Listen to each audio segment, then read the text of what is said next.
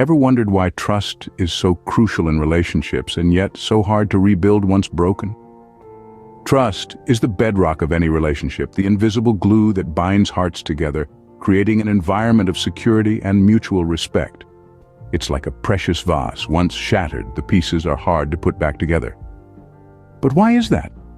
Simply because when trust is broken, our faith in the other person's integrity is compromised, leaving behind a trail of doubts, insecurities, and emotional turmoil. This video aims to walk you through the intricate process of rebuilding that broken vase, that is trust. We'll be providing a step-by-step guide filled with practical advice and strategic steps to help you navigate this challenging journey. Remember, it's not about stitching together the old pieces, but rather creating something new, something stronger.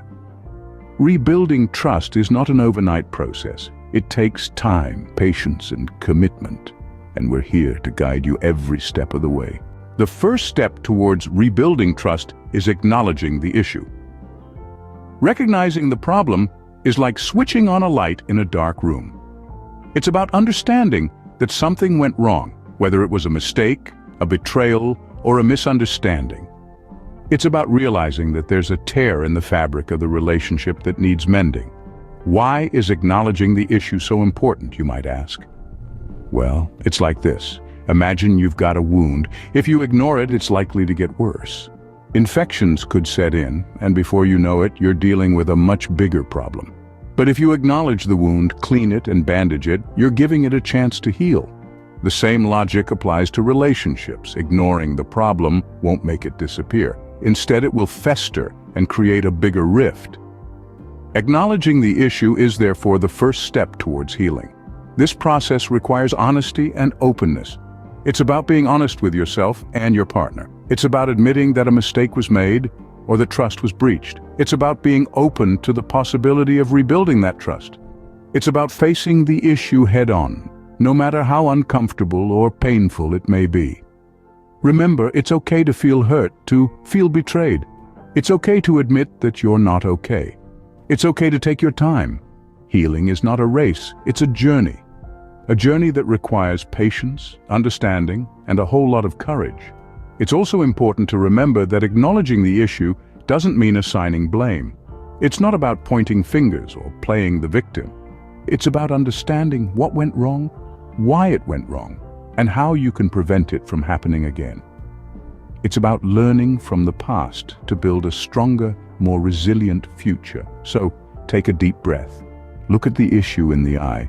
Acknowledge it, understand it, because only then can you begin the process of rebuilding trust. Only by acknowledging the issue can we begin to tackle it and start the healing process. A sincere apology is more than just saying, "I'm sorry." Indeed, the art of apologizing sincerely goes deeper than the surface.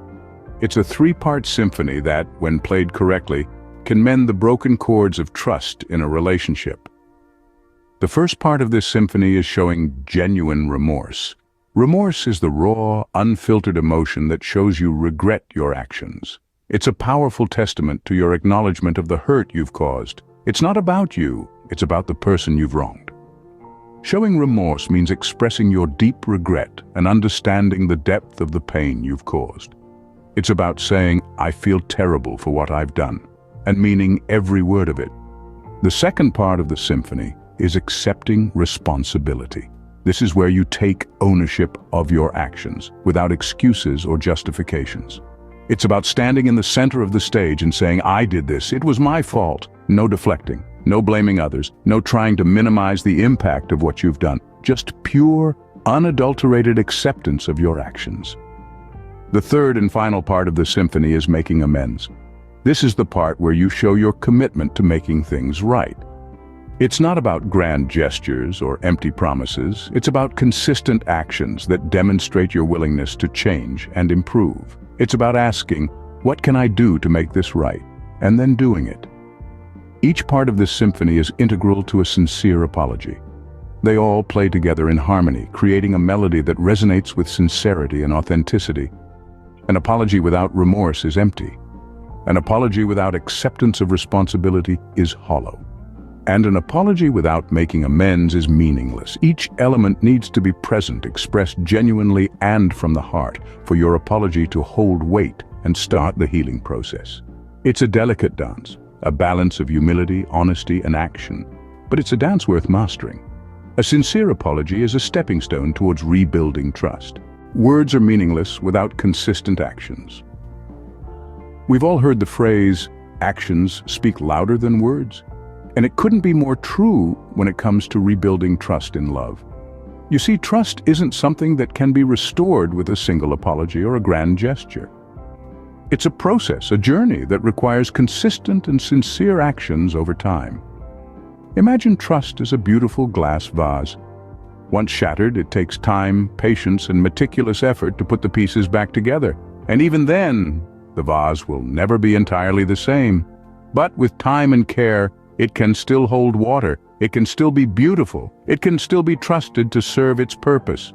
In the same way, when trust is broken in a relationship, you can't simply glue it back together with empty promises and sweet words. It requires actions, consistent actions, to demonstrate change. It's like putting the pieces of the vase back together, one shard at a time. Now, this isn't about grand gestures or extravagant promises.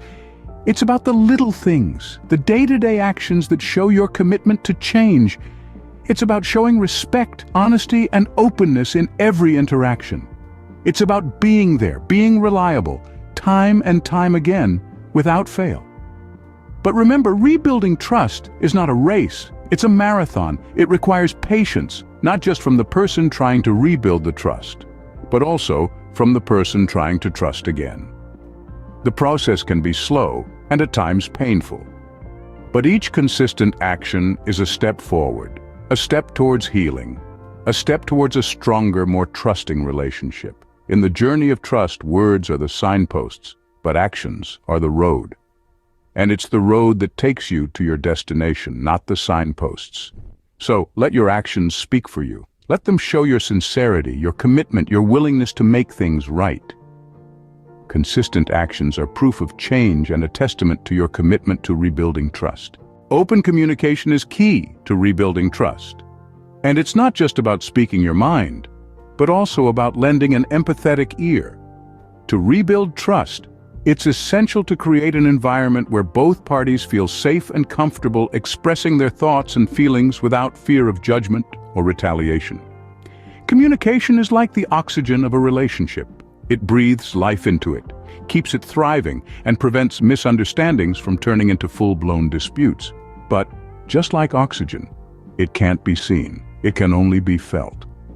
So how do you make sure you're really breathing life into your relationship and not just going through the motions? It starts with honesty. Be transparent about your feelings, your fears, your hopes, and your expectations. Honesty, however, doesn't mean being brutally frank or hurtful. It's about expressing your truth in a respectful and considerate manner. Remember, the goal here is to rebuild trust, not to tear down the person you love. Next, practice active listening. Often, in the heat of an argument, we're so focused on getting our point across that we forget to really hear what the other person is saying. Active listening involves giving your complete attention, responding appropriately, and remembering what's being said. It's about showing that you value the other person's perspective as much as your own. Don't forget to express your understanding. After your partner has shared their feelings, echo back what you've heard to ensure you've grasped their point of view. This helps validate their feelings and shows that you truly comprehend their thoughts and emotions. And lastly, be consistent. Consistent communication fosters a sense of reliability and predictability, which are crucial in rebuilding trust. It might feel uncomfortable or even exhausting at first, but remember, like any skill, effective communication requires practice. Indeed, open communication is a journey, not a destination. It's a process of learning and unlearning, of talking and listening, of understanding and being understood. And through this journey, you'll find that open communication fosters understanding and promotes trust. Rebuilding trust is a journey, not a destination. As we wrap up this journey today, let's take a moment to reflect on the key points we've discussed. It all starts with acknowledging the issue, accepting that there's a problem which needs addressing. This step is crucial, as it lays the foundation for the rest of the process.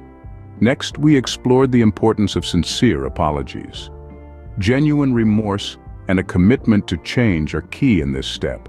It's not just about saying, "I'm sorry," but about showing that you mean it. Demonstrating change through consistent actions is our third step. Actions speak louder than words, and it's through consistent, trust-building actions that trust is truly rebuilt. Finally, we discussed the importance of maintaining open communication. It's through clear, honest, and regular communication that you can navigate the complexities of this process together. Remember, the journey of rebuilding trust is a testament to your resilience and commitment to your relationship.